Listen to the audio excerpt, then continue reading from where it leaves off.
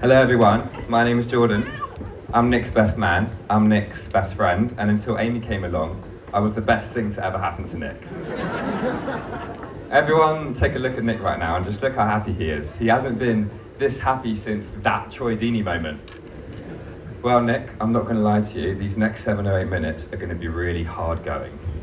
A bit like last season for Watford. So just try and enjoy it, okay? By the way, I know that was 2 football jokes in the opening 3 sentences. I'm sorry if you don't like football and you don't understand the jokes, but it's Nick's wedding and not yours. So when I spoke to people about this speech, they said things like, "Oh, Nick is such a lovely boy, you can't be really mean about him. Challenge accepted." I'm kidding though, this isn't actually a cliche best man speech roast. It's not going to be full of jokes about his height, because that's just low-hanging fruit, which I don't think Nick or Amy could reach. I'm kidding. Any height jokes I do make will be kept short. So, a bit of background on me and Nick. We were introduced to our siblings when we were about 15 years old, and we both had Kid Cudi as the wallpaper on our Motorola flip phones. And we had an instant connection, didn't we? And I gave him my number, but he didn't text or call me once. We saw each other maybe once or twice at random house parties in our late teens. And then the next thing you know, we're living together at university, which actually marked the start of a beautiful friendship, which eventually proved worth pursuing because Nick had a car at uni, so I never had to take public transport anywhere. Now, I don't want to divide the room here, but there's actually more to Nick than the fact that he has a car. Nick is charismatic, he's super intelligent, and he's very reliable, both on and off the pitch. Nick is selfless, he's considerate, and he genuinely cares a lot about his friends, regularly checking in, and not everyone has a friend like that. Everyone has that one friend that your parents like more than you, and for me, Nick is that guy. Nick couldn't hurt a fly, and I'm serious, I've watched him try and fail to kill a mosquito in Costa Rica. So yeah, my parents are obsessed with Nick. Whenever I mention his name, they'd say, "Oh, we love that Nick." My dad would always suggest we invite Nick round to watch the football. He'd say things like, "Oh, when's Nick coming round next?" "I don't know, Dad, invite him yourself." Nick is everything parents would want in a son-in-law, so Terry, Lorna, you've smashed it. It's just a massive shame you're City fans. So Denise and Jeremy, you two must be so proud and must be delighted to welcome someone as wonderful as Amy into your family.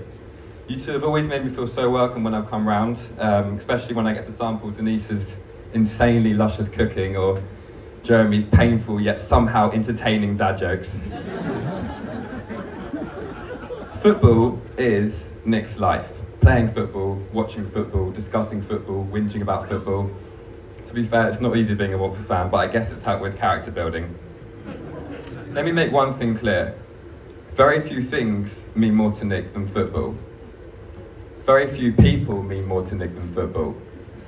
Most of you don't make the cut. I'm sorry. I do, yeah. And who knows, maybe one day Amy might. Nick could have left straight after the Hooper at about 5:30 and driven about 2 hours to Birmingham to watch Watford play at West Brom. But he chose to stay here with his new wife, which clearly demonstrates where his priorities lie going forward. By the way, it's 1-0, so you could have gone, to Watford. Nick and I do a lot of fun things together, but playing football isn't one of them. Nick doesn't really rate me as a footballer, but that's fair, no one rates me as a footballer. Nick is the captain of top division side, the MH Dons, and I've watched him play quite a few times, always giving 110%. But I feel like if we did play alongside one another, I just wouldn't be standing here giving a best man speech because I wouldn't really be able to take you seriously as a captain. Because Nick is, without fail, the most competitive person I know, and I'm just the exact opposite because I don't care. Whenever we do anything competitive, I have one intention, and that is to wind up Nick, because he makes it so easy. For example, we'll be playing foot golf together, and he'll do a terrible shot. By the way, foot golf is, it's like golf, but you kick a ball instead of using a club. I haven't got time to go over everything in this much detail, so just... Nick would do a terrible shot, and I'd say, "Are you happy with that?" I don't know why I bent down. I'd say... say, Nick, are you happy with that? And I don't really want to say the kind of things that he would respond because, there's kids around, but one time I wound up Nick so much, he ran at me, tried to attack me. It was like a little rugby tackle. It was the cutest thing. Nick can't fight. You can tell he only has sisters growing up. I don't know how he tolerates me. But it is quite easy being friends with Nick because we like a lot of the same stuff. For example, Nick and I co-founded Burger Tuesday, the Burger Tuesday movement, which we took really, really seriously. And roughly 50 people have been involved in Burger Tuesday one way or another, including Amy and many of the people here today. Burger Tuesday, we eat burgers on Tuesdays. Keep up. And even by my high standards, I've got to admit that Nick knows how to make a good burger and has improved a lot since uni when his burgers are more like hockey pucks. I'm just about to massively segue here, I couldn't really think of it connected, but yeah. Marriage is about compromise. I think someone said that at some point somewhere. And Nick is really good at compromising. We went traveling together, and in Guatemala, I really, really wanted to go paragliding. And Nick is scared of heights and didn't want to go paragliding. He was petrified. So what we did is we compromised and we went paragliding. In Costa Rica, there was this museum of insects and spiders. And Nick was so scared because he hates spiders and he's scared of them and he didn't want to do it. So what we did is we compromised and we went to the museum of insects and spiders. But there's one thing that Nick will never, ever, ever compromise on, and that is household products. No, I know, it sounds really boring. Cleaning and beauty care products, it does sound boring, but this is the subject I have to deal with. Before signing for Deloitte, Nick spent a year at Procter & Gamble, and to this day he's still obsessed with cleaning and beauty care products. Nick once came round to my house and he had a go at my mum for using Dettol over Flash surface cleaner, carefully explaining that Flash has a strong formulation that penetrates and dissolves tough soap scum and hard water stains. Nick once called me pathetic for using Colgate over Oral-B, saying, I guess you disagree with the 9 out of 10 dentists that would choose Oral-B. Nick thought that my mum's decision to wash my clothes with Comfort fabric conditioner over Lenore was bad parenting. I'm kidding, by the way, he didn't actually do that. I was exaggerating just for comedic effect. But one thing I would say is Nick had absolutely no right to ask my mum what tampon she uses.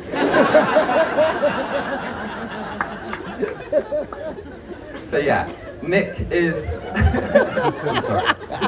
Nick is a bit of a weirdo, but he's my weirdo, and he's our weirdo, and more importantly, he's Amy's weirdo. I remember when Nick and Amy first started dating during our second year of uni, he always made sure his room was tidy when she came round, clean sheets and all. And Watford fans are not used to clean sheets. It's too easy.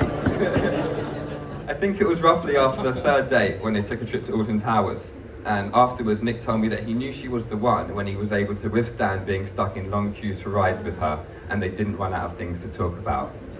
Now, I have no doubt that Nick didn't run out of things to talk about, and I'm sure Amy is a good listener. But I just want to make one thing clear for the avoidance of any doubt. They were both tall enough to go on all of the rides. About 8 years have gone by and we love to see how happy you two make one another, and it makes sense because Amy is everything Nick was missing. For example, Amy dresses really well. Nick used to be quite a disorganised person and now he's essentially married his PA. And I know that Nick will already have the next few years planned out on spreadsheets, but if you could try and fit me in, that would be great. When Nick and Amy got engaged, I saw quite a few people comment things like, I can't believe the two of you are engaged. Really? Was anyone actually surprised that after 8 years of being together, Nick and Amy got married? Through Nick, I've made a really amazing friend in Amy, who is one of the loveliest people I've ever met. You two complement one another so well, and I feel so lucky to have watched the two of you grow. Well, not grow, but... I look forward to continuing to hang out with you both when your shared Google Calendar allows. They say that happiness is marrying your best friend, but unfortunately Nick and I didn't get married tonight. So without further ado, please can everyone be upstanding? Nick and Amy, that includes you too. Oh, you stood. Okay. To Mr. and Mrs. Phillips.